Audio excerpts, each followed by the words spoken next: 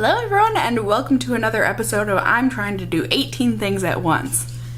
How's your day going? Regardless, I have got a product here that's an oldie, but hopefully still a goodie. But I'm retesting it because I had to get rid of my original bottle of this product a while back. I was in my old apartment, right, doing a declutter, but you know, it had gone old. It was quite a few years old, I do believe. And then I saw that it had been repackaged from CoverGirl. This is the Clean Matte BB Cream specifically for oily skin. I used to love this stuff, and I'm very curious to see if they just repackaged it or if the actual product works differently on my skin. I mean, they certainly have this going for them in that their fair shade is still very far from fair. Some things never change. And along with that, here we go, I guess we can give you some info here. This is at $9.99. I think one thing that has changed is that CoverGirl has become cruelty-free in the time between the original launch of this product and now. But one thing that hasn't changed, at least I don't think, I think the shade range was just as awful back when this launched as it is now. They have got a whopping 6 different shades to choose from. I know. Are you overwhelmed with the choice? It's rough, I know. And by that I mean it's rough that CoverGirl thinks that 6 shades can cover the spectrum of shades out there that actually exist in skin colors. Mind-boggling. Oh, but here, checking on CoverGirl's website, I was just going off of Ulta's website, but they do say that this is a new and improved matte liquid foundation formula. Okay, it's oil-free, it's not going to clog the pores, and it's specifically made for oily skin to give a clean, shine-free face. Benefits are that it is a water-based foundation, so I think by that they just mean, you know, hopefully it won't clog the pores as much. It goes on easily and blends perfectly, and it's available in matte and sensitive formulas. Really interesting. I don't see those options anywhere, but okay. It is what it is. I am excited to test this out with you all. We'll get you zoomed in. I am hoping, I mean, like I said, I really do remember loving this product. So we shall see if it really is new and improved and if it still works just as well on my super oily skin here in the summer. I do believe it was the summer when I first originally tested this out. I feel like I can't even risk trying this without a mixer. I mean, it is just... I mean, maybe that is a match. So let's begin making a fool of myself by putting this on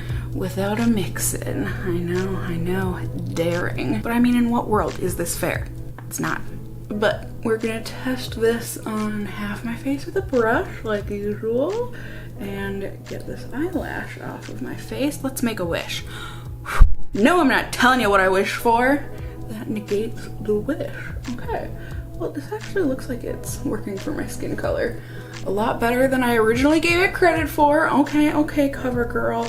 I mean, I still stand by the fact that this is not anywhere near a fair shade. I am not the palest person on the planet, that's for darn sure. But, you know, it looks like it gave some coverage. It looks terrible in my nose pores, like just straight up horrid. So let's see if we can get this to build up. Also, I didn't mention, but you know, we were on day 1. Oh, my eye. Oh, do we see it twitching? I don't think so. It looks pretty minimal in terms of twitching, but didn't I tell you I'm trying to do 18 things at once? Calm down, Cassie, calm down. Whew. So we're gonna try with a sponge on the side of my face.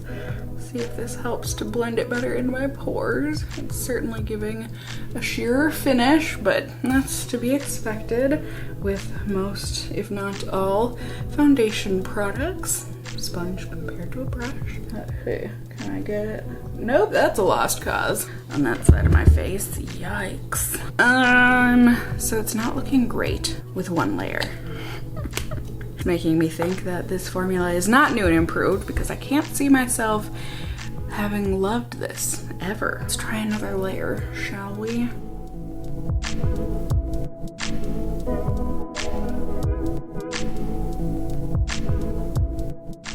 Okay, I mean, from what I remember, this stuff used to be way more like a foundation than anything. I feel like I remember saying I don't understand why this is called a BB cream because it acts much more like a foundation. I would say this formula is much more like a BB cream. It is certainly thinner and does not provide a ton of coverage. That being said, I do think I was able to build it up and get some coverage, but I mean, as you can see, like this huge blemish I've got on my forehead, not so much. I also feel like we're starting to see it. Its true colors showing. But it is what it is. This is what we're gonna be working with. I am gonna go put on the rest of my makeup, get on with my day, and then I will just be seeing you all at the end of the night. I can show you how this is doing, how it hung in there, if it hung in there at all. Ready? Ding! Hello everyone, good evening. 'Tis I, Super Glue Fingers. Figaro decided last night that waking me up by meowing incessantly and sticking his butt in my face while I'm in bed wasn't good enough of a wake-up call this morning, so instead he decided to knock a precious item of mine off of a shelf that my grandma and grandpa had given to me, I think when I was born, and broke it. So I spent the evening super gluing it back together to the best of my abilities, and that apparently caused me to get super glue all over my fingers. I know, y'all are so invested in this story. What we're all very actually curious about is the foundation, right? The BB cream. Truth be told, I'm shocked. It looks great. Like, really nice. I was not expecting that, even though, like I said, I used to love this stuff, but just the way that it applied earlier today, I wasn't expecting it to look like this at the end of the night, but it doesn't look like it budged like at all. Maybe okay, I take that back. It certainly settled into my nose pores, like on the tip of my nose. I just started feeling oily, I would say within the past hour, maybe 2 hours, but I think it was more within the last hour here. And even then, I'm not noticing any transfer, I don't think, onto my fingers. So yay, this stuff might actually be good. It might be less coverage than I remember it being originally, but the staying power and everything might have a chance. So I'm certainly excited to keep on testing this with you guys, A, with a white mix-in, and B, with primer, and C, with concealer, and hopefully this becomes one of my favorite foundation products and whatnot, especially during the summer here, you know? Anything that keeps me even relatively kind of less oily and doesn't transfer and look a hot mess at the end of the day after, you know, a hot 90-something degree day with humidities in the 50%. Yeah, I'm down. Certainly down. So I will get to testing and I will let you all know those results in just a second here. Ready? Ding! Hello everyone. Oh god, I think I'm getting an ear infection. So like, it's very strange to snap and I can hear out of this ear. Out of this ear though, it feels like I've got a cup of water. Ugh. I've never had an ear infection before. I don't like it. You guys are just getting all sorts of emotions and stories out of me. All sorts of information in this video that I'm sure none of y'all care about. But that is what's going on, and I also just want to let you know in case I'm shouting because I don't realize how loud I'm talking. Anyways, end of the night here on testing day 3. Here I am. Ta-da. Let's talk about things. So, not only losing my hearing, but I'm also losing my freaking mind. How did my little notepad end up in the bathroom? What? I can't tell you guys about how my past couple days have gone with this audition if I don't have my little notebook. Let's get back to it. So, y'all saw day 1. Now, day 2, I went ahead and I used my new e.l.f. matte primer that I'm really enjoying testing out. I also used my Too Faced concealer so that we could cover up blemishes, use less of this BB cream, and also my NYX white mix-in medium. I think I added a little too much white, but you know, things happen. It is what it is. I think I made it work. But yeah, I thought it layered well and I was able to get decent coverage, but it was fairly sheer, medium coverage at best, I think, with the layering and everything. And I still kind of noticed that it was settling into my nose pores a little bit. But overall, I was able to get it to blend and I thought things looked okay. The main thing that I noticed throughout the day was that it really didn't feel oily. It felt really lightweight throughout wear. wear. Very comfortable. About maybe 8.5-ish hours in, 8.5 hours, I did start to notice a little bit of transfer if I touched my face, but it wasn't too terribly bad, and it was only slightly oily feeling at that point, and a little later on around the 9 or 10 hour mark. I thought that it was gonna look a lot better than it looked at the end of the night. So when I checked in, I didn't think it looked terrible, but it definitely had faded and worn in the same spots that it had on day one, especially around my nose and my mouth area. My nose pores were really visible where it had settled into my pores. Overall, like I said, I just thought it looked a lot worse than I thought it was going to. So on day 3 here for testing, I went ahead and used my Holy Grail primer, my Guerlain, my Beloved, as well as my Too Faced concealer and the NYX White Mix-In Medium once again. I thought that things looked pretty darn good. I thought it probably looked the best today out of the 3 days when I initially applied it. I feel like I was able to get it to build up quite a bit, and I just thought it looked quite nice on my skin. Fairly natural. I mean, definitely like a foundation, but natural enough. And throughout the day here, you know, I have been out running errands. You know, pick up a prescription, go to the grocery store, that sort of a thing. So I have been wearing a mask, or I was wearing a mask for a couple hours. I think it was only a couple hours, but either way, I was still wearing a mask. And so I was expecting a lot of transfer. I don't see a lot of transfer here at the end of the night, but certainly some, you know, like on my huge chin zit, but I mean, that was probably from wearing a mask, the product coming off of there. And just overall, I just think it looks okay. I don't think it looks awful, but I don't think it looks great. I've got the fading in the same spots, mainly around my nose, and also the product having sunk into my nose pores. So overall, I'm not mad at it, but I just don't feel like this is the same formula. It can't be, right? Because I loved the old formula, and I certainly don't love this.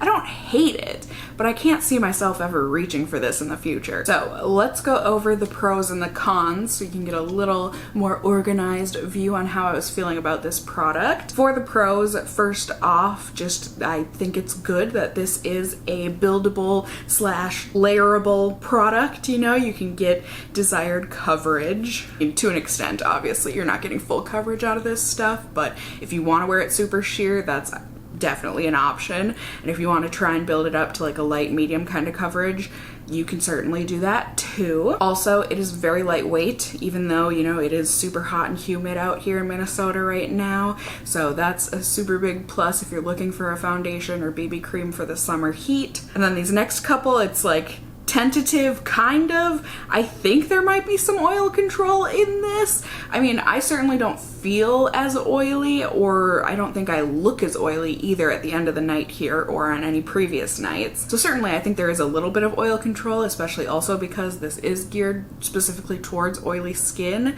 And then on top of that, I think it's kind of transfer resistant. Like, it's not completely transfer proof, but I think transfer resistant. I mean, the fact that I don't have like big lines from my mask on my face or anything, like, I do have to give it credit there. However, that is where we get into the cons. First of all, just being that abysmal shade range that they dare to even call a shade range. I mean, that's real bad. Honestly, it's offensive, the shade range for this. I don't care if you're on the pale end of things, I don't care if you're on the deep end of things or anywhere in between, it just sucks. This shade range it's awful. It is also super sheer, which I'm listing as a con purely because of the past formula not being super sheer. So I do think that that was a big negative in terms of this new formulation of the product. And also the last con is just that if you have larger pores or more prominent pores like I do on my nose, this definitely has a tendency when it's fading or even when you're trying to blend it in initially, it sinks into your pores and it just emphasizes those pores. So overall, I can't recommend this product. I don't care for it. It's not the worst I've ever used. But like, I really have no inkling to ever put this on my face again, so super bummer that this is not new and improved. It's one of those things, if it's not broke, why fix it? You didn't fix it. Why'd you try? There was nothing to fix. Now there are things to fix. I just hope this was helpful, entertaining, whatever the case is for you guys. You can certainly let me know if you have tried out this new formula. How did you feel about it in comparison to the old formula, or just how did you feel about it in general? I love hearing from you guys in those comments down below. You can also let me know if you enjoyed this video or found it helpful, like I said, by giving it a thumbs up down below. I would really appreciate it. And if you're new here, hey, hi, hello, how are you? You can go ahead and subscribe. You can tippity tap that notification bell down below. Become a member of my casserole family here on my channel. I would love to have you here. And as always, I just hope you guys are all doing well. And until next time, just stay well until then. Bye!